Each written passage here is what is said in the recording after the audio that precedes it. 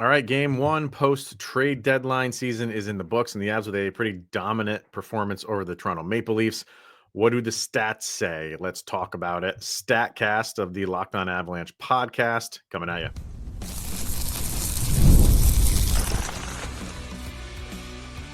Your Locked On Avalanche, your daily podcast on the Colorado Avalanche. Part of the Locked On Podcast Network. Your team every day. All right, everybody, welcome to this StatCast of the Locked On Avalanche podcast, part of the Locked On Podcast Network, your team every day. I am your host, Chris Maselli. Kyle will be joining me for our regular episodes. I kind of do these solo. Madam Battleaxe wanted a StatCast, so you're getting a StatCast. And I also wanted to point out the last one I did, or maybe a few ago, I don't remember. Well, it must have been a few ago because it was when Mikko Rantanen got traded the first time, and I asked, what should I do? There was a Mikko Rantanen jersey right there, and I asked what I should do with it, and a lot of people were like, keep it up. It's all right. You can leave it, and I did, but things have changed since then, so it came down. I just threw a Landeskog one up there for now. I have another Landeskog one over there, if you can see it. So it, I don't know if I need two Landeskog ones on, but the Mikko one had to come down. Wasn't too happy. So we'll see. That might just stay there. Who knows? We're going to move on from that, though, as best we can. And we're going to kind of get into the stats here. So a good performance from the Avs against the Maple Leafs. Obviously, the 7-4 win. Took a little while to get the lead.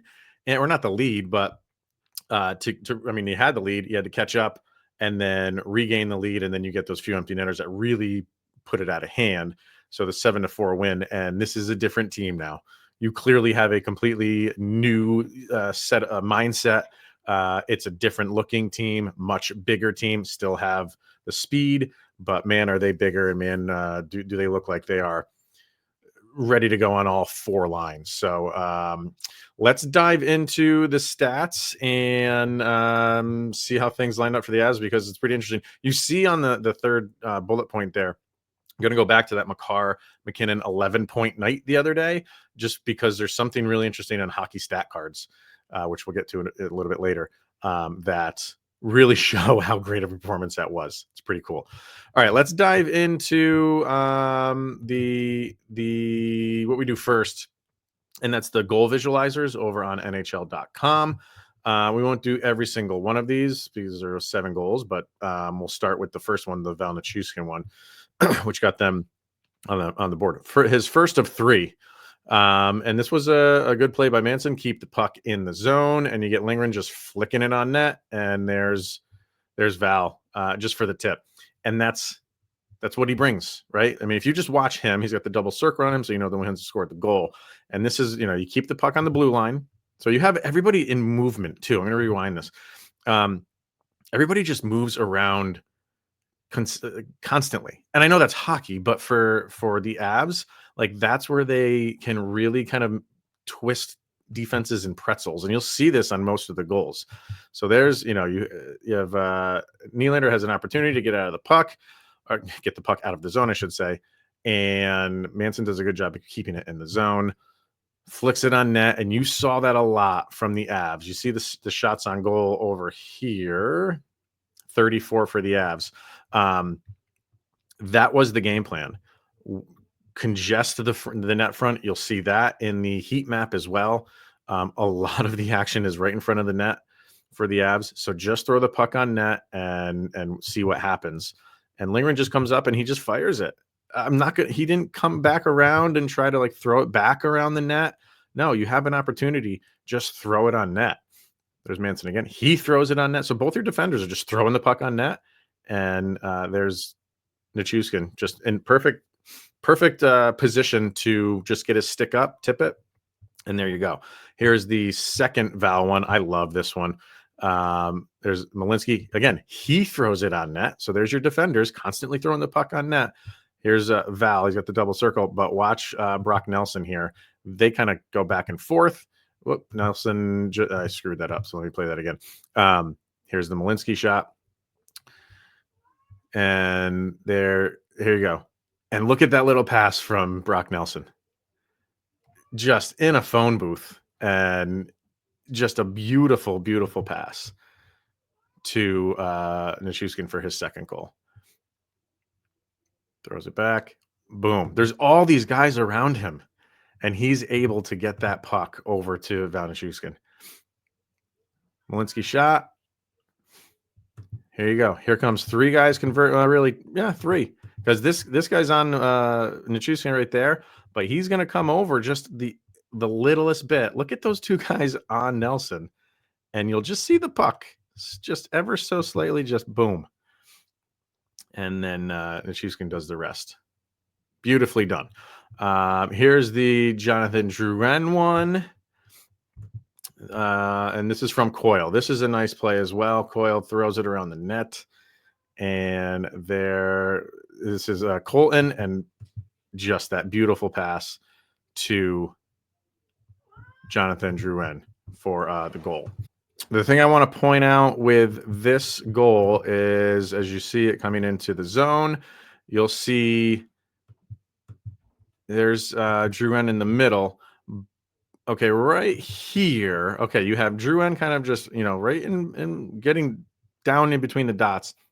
Here's Robertson. Watch him right in the middle. He maybe should be on him a little bit more because the net front is covered for the Maple Leafs. And when this puck, because it's coming from left to right over to Coyle, watch what Robertson does. He's assuming Coyle's going to keep going the way that the puck is going. And he bites on that, and he just continues this way. And what's Coyle do? He drops it back. And look where he is out now, way out of position. Should have stuck with Drouin, but he's kind of puck watching. And most of the time, when the puck is, you're going to see it reversed. Here's Colton, and it's going in that direction. And just watch him bite. He keeps going in that direction with the puck, and that just leaves Drouin wide open. Drouin just knows where the open ice is, camps out there, and there's your goal. The Nathan MacKinnon, I'm just going to show that because it's awesome, because he's Nathan MacKinnon. Then why not? On the power play, kind of just moving around. Power play looked fantastic, by the way. I know they only got the one goal out of it, but it looked really good. And this one was winding down. The time, I think there was only like 12 or 13 seconds. And you see MacKinnon, when he gets the puck, he knows that. And he's just going to, terrible angle taken there by the Maple Leafs defender. If you want to watch that again. I don't know. I mean, why he's kind of going. He kind of got to get on the other side of him. I know he's maybe taking the passing lane away to Taze, but who's the more dominant force there on the offensive end for that side? So I don't know. Probably. I know things happen quickly, but there you go. There's your main goals. You got a couple of empty netters, and away the Avs go. So let's go to the natural stat trick. We'll get this shared. A lot of good stuff over there today. And I'll make this a little bit bigger. There we go. All right. Always start with the Corsi one over on natural stat trick. This is the even strength ones. And this is where things start. You can, like, when you dive into the numbers, it's all Avs. And we were saying that through two periods. And they weren't winning after two periods, but you just felt like, the law of averages have to say, like, if you keep doing what you're doing, you should get enough through. Now, that's not always the case. Avs get goalied all the time this season, it feels like. But it's a different team, and they can just keep pressuring you. It's not the top line that when only they're out there, you feel like, okay, now's our good chance. It's all of these lines now. And they just kept coming at you. And you can kind of see that. Here's your Corsi 4 for the Avs. 21-11 for versus against in the first, 20-5 in the second. And that's when Toronto scored their goals. So if you want to switch over to the all, you got 23-12 in the first, 29-8 in the second. And then the Maple Leafs got the best of you in the last, but it didn't really matter. 17-4, 24 against at all situations. You move over to your Fenwick for all situations, 19-10, 4 versus against, 23-8, 11-15. So it's really all Avs. You look at your Corsi 4 percentage, 61% of the time, you are taking the shots on the ice. And 61.63% for the Fenwick. So pretty much the same. Shots for 34-21. Scoring chances, look at that second period, 16-5 in favor of the Avs. So you can't high danger chances. Your second period again, 6 high danger chances for versus 3 against. It was really a good performance from the Avs against a good team, and that's it's definitely what you want to see. Here's your just Corsi as a map or a line graph. Yeah, you're dominating there. Here's your heat map, 5-on-5. And not only is this good offensively for the Avalanche, defensively as well. Look where the darker areas are for Toronto. That one's on the dot. This was way outside of the dot. You're always going to have some like right in front of the net, but it's low. You know, you have that green, which is all the way over here, which is it's not heavy compared to where the Avs are. Everything net front, even just off the net, right below the dot there. Sure, you have one way out here, whatever. But look where your goals are coming from. Inside the dots. 1 goal, 2 goal, 3 goals, 4 goals. You know, that's where you want your goals coming from, where Toronto, it's a little bit outside of that. I mean, it's inside the dots, but a little bit further out, where the Avs, it's right in down low. That's where you want things. We want to switch over to the all, blows up even more. Is that not what we've been wanting from an Avalanche team all season long? Is net front presence. And when you didn't have that with Nichushkin out, now you have that, and it's not just him. You know, bringing in Nelson, bringing in Coyle, those guys are net front presences, and it shows.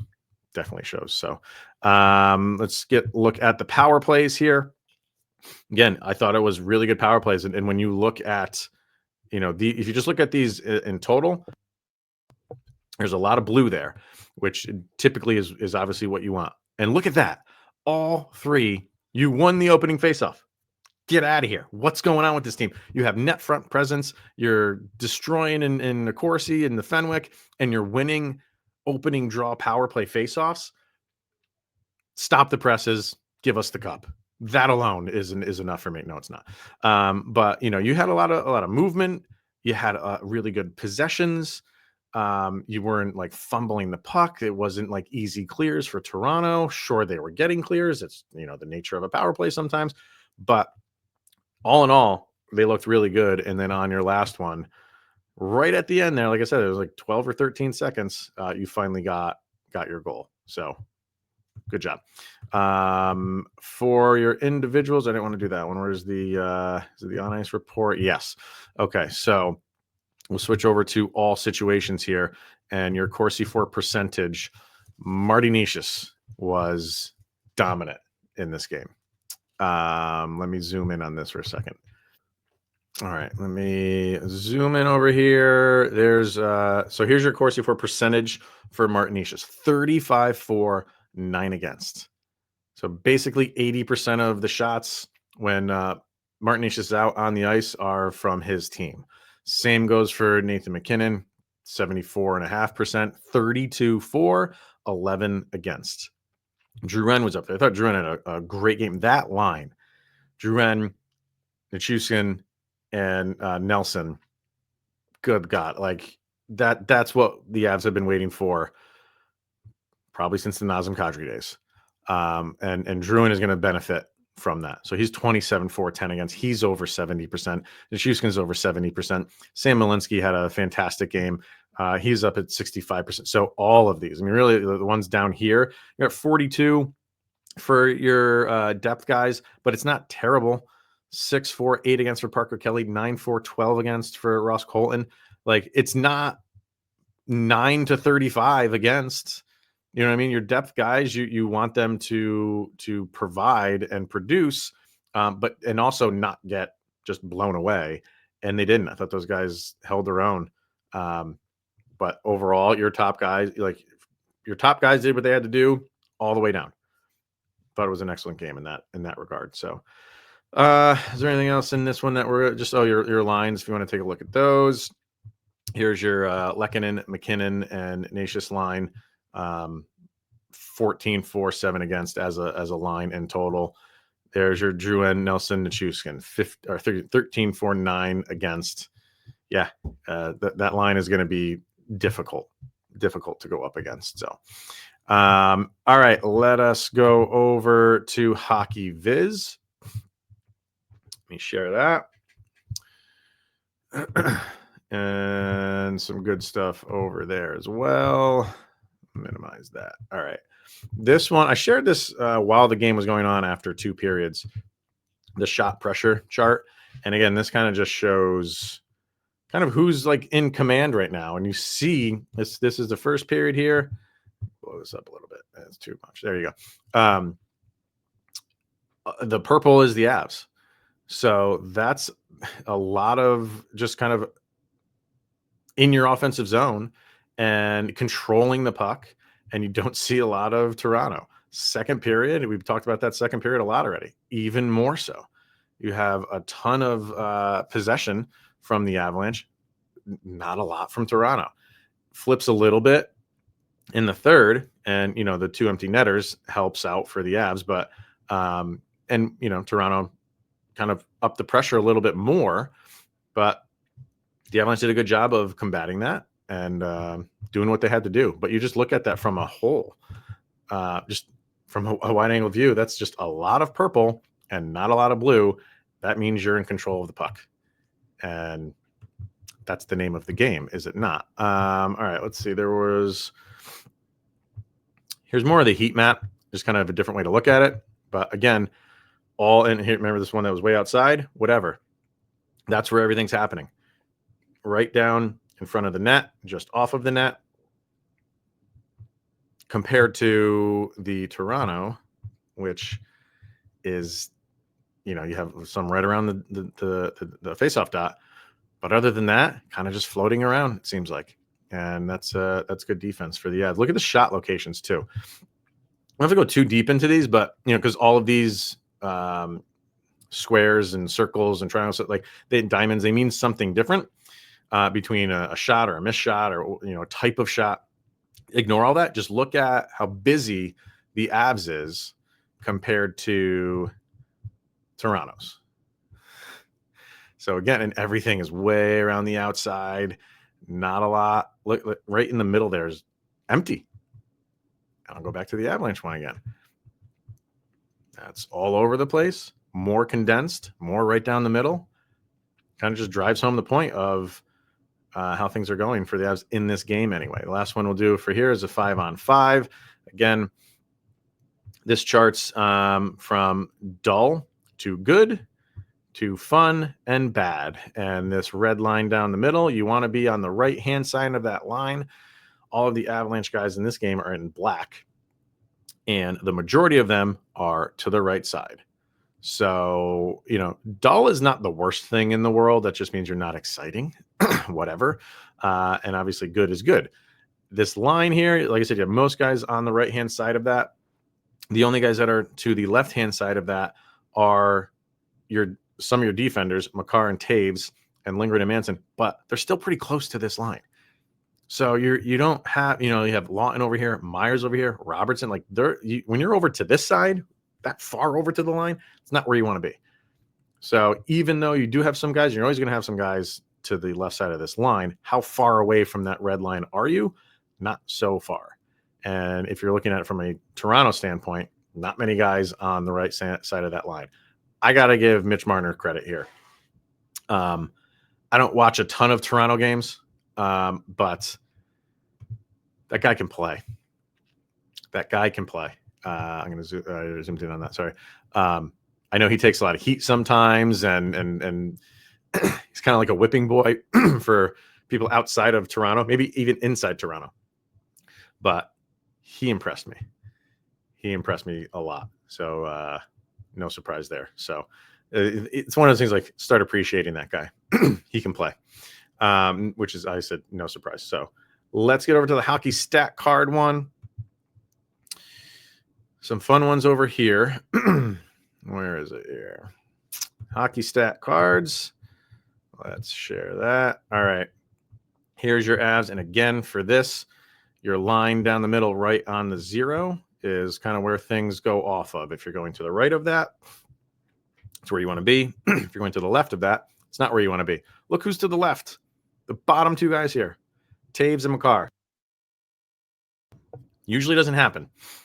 Usually don't see that. Now the color codes are for defense is purple, which is team defense, and then the cyan color is team offense. They're way to the left. You don't see that. You don't see that from those two guys. But your players that are way to the right here, Sam Malinsky right on the top. Take a bow, Sam Malinsky, and even more so than Valenchushkin, who had a 4-point night and a hat trick.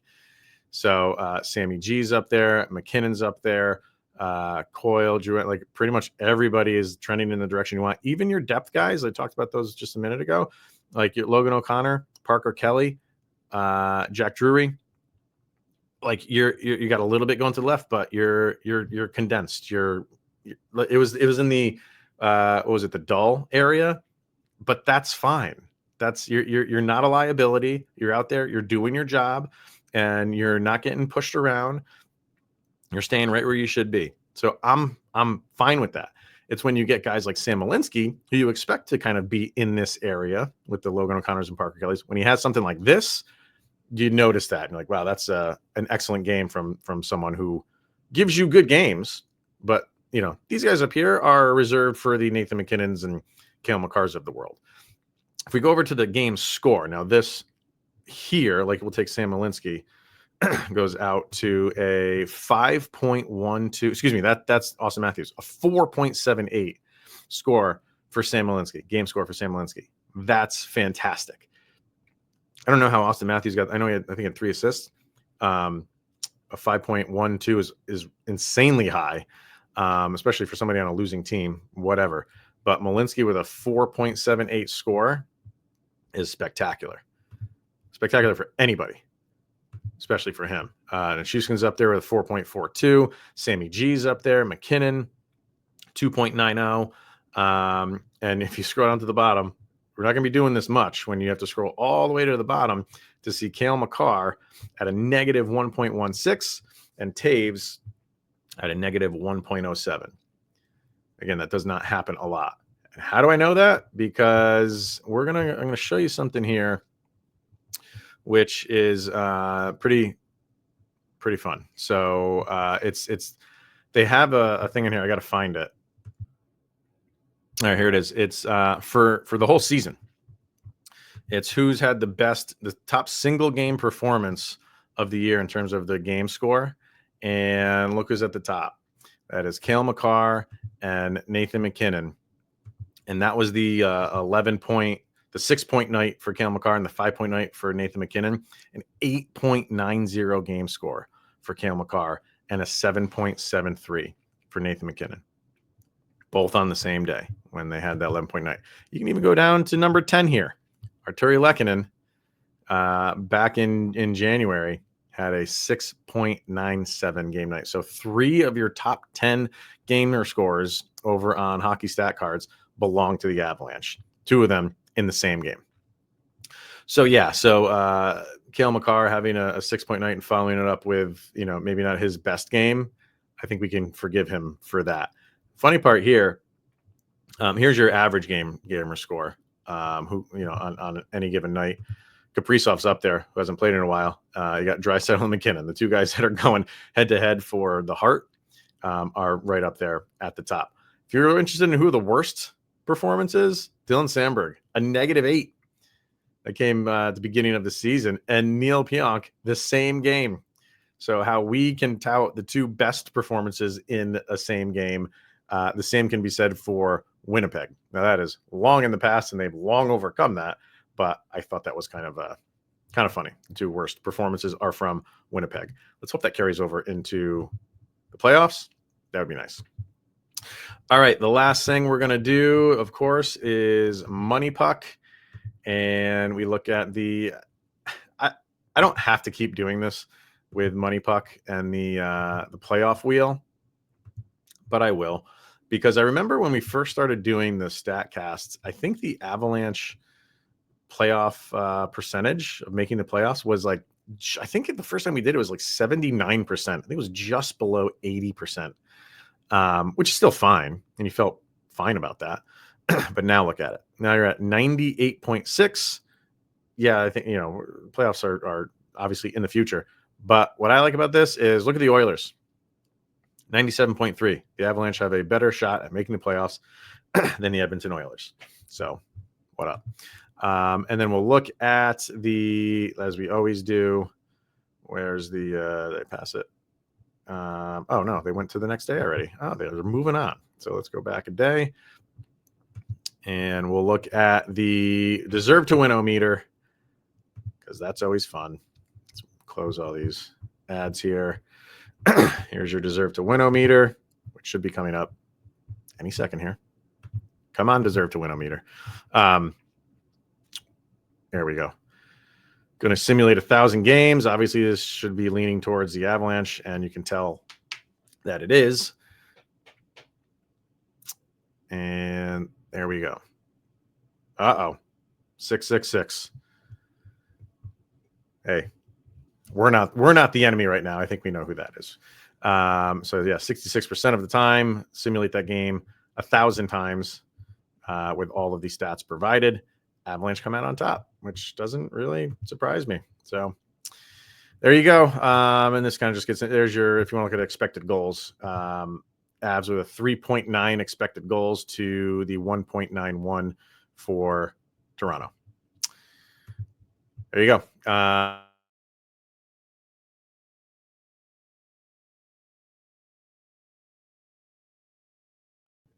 There we go. Overall, solid game for the Avs. And I think, seeing the new dynamic of this team and how they're constructed now really makes you feel good. You had to keep up with the Joneses, and the Joneses being the central. Because while Winnipeg didn't do a lot, and I said on an episode with Kyle, like, I didn't really feel like they had to do a lot because they're good. You don't want to upset that too much. But the Avs weren't happy. And they, from the goalie moves on, revamped a already playoff roster. Maybe not the top of the heap when it comes to rosters, but that wasn't good enough for them. They flipped the script on a lot of things, plugged a lot of holes, and you saw when this team can now give a full 60, hopefully, you're going to force the other team to do that. And you see it a lot in those stats. And again, that's against a really good Toronto team. This is not San Jose. This is not Chicago. This is a very good Maple Leafs team. And you stuck it to them. It took a while to get, like I said, that lead and then play with that lead. But you got there, and it's so difficult for other teams to compete with them right now. And Jared Bednar said so in his post-game press conference, if you watch that. All right. That's going to be it. So I'll be back tomorrow. We'll kind of break this game down a little bit more and see what's ahead for the Avalanche. So hope you enjoyed the StatCast, everybody. And I'll see you Monday with Kyle.